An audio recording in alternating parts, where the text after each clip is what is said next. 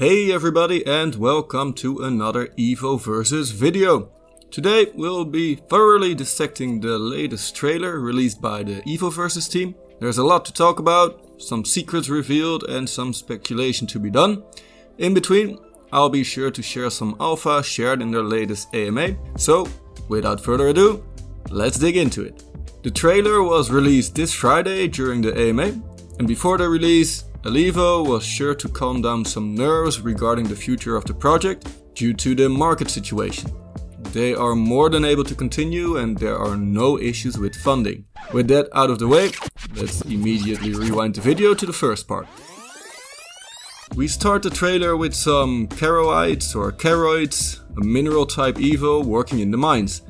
They look a bit like Geodudes and they're busy mining. In the AMA we heard that your Evos will be sent out to companies to work, so other than with for example DeFi Kingdoms, it will not just be a one click in your inventory, but they'll have to clock in at their job, so to speak. Evoverse even hinted that you may be able to see them actually working when you arrive in those locations, but that's where we start speculating. Something that will be done more in this video, so prepare for me to be wrong multiple times when we know more in the future. After the mining intro, we come into the beautiful 3D world of Evoverses, and we are greeted with packs of Evos. These seem to not be working, but are just Evos in the wild doing their thing. We see some eulogies, if I say that right, some Kitzuls and some Polyxes. Sorry, it's gonna take some time for me to get all of these names right.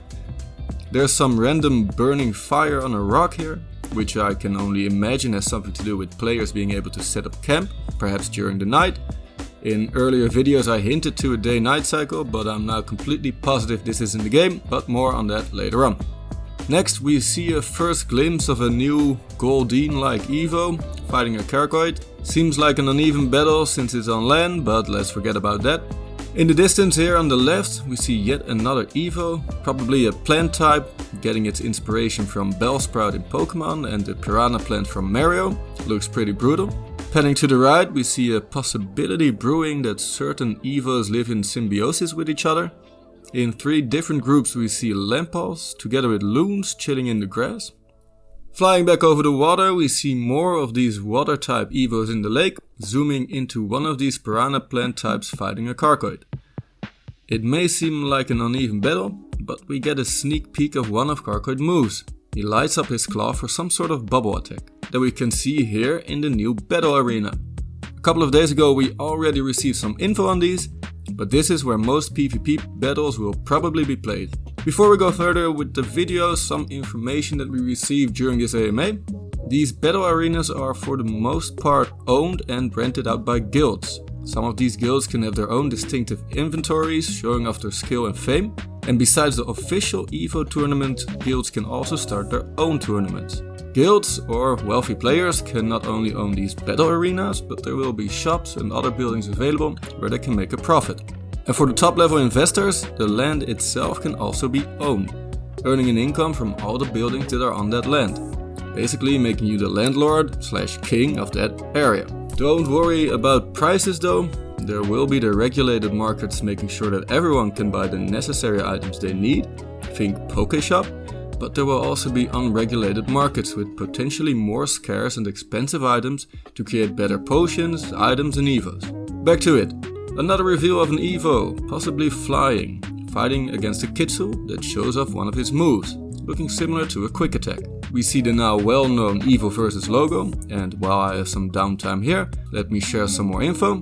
The Gen Zeros, the PvP and the marketplace to buy and sell Evos are still on track to be delivered on schedule. That means PvP in early June and the other aspects before that. A date hasn't been released, but that's in about a month. And looking at what we are shown here, the team seems to already have much of it in place.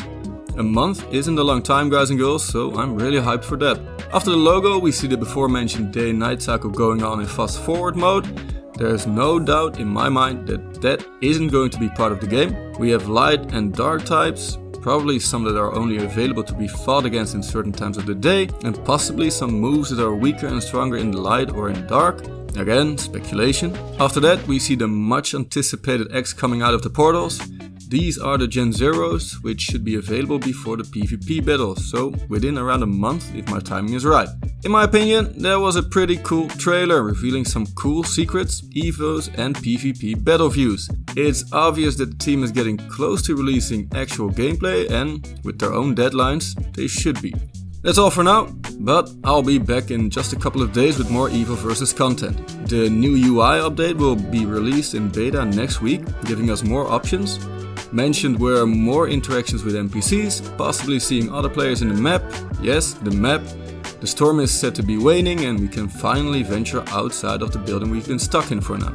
I'll be sure to share that with you later. For now, I hope you enjoyed the video. Be sure to subscribe for more Evoverses content, and as always, I'd really appreciate a like so others can more easily find the content. If I missed anything, be sure to let me know in the comments.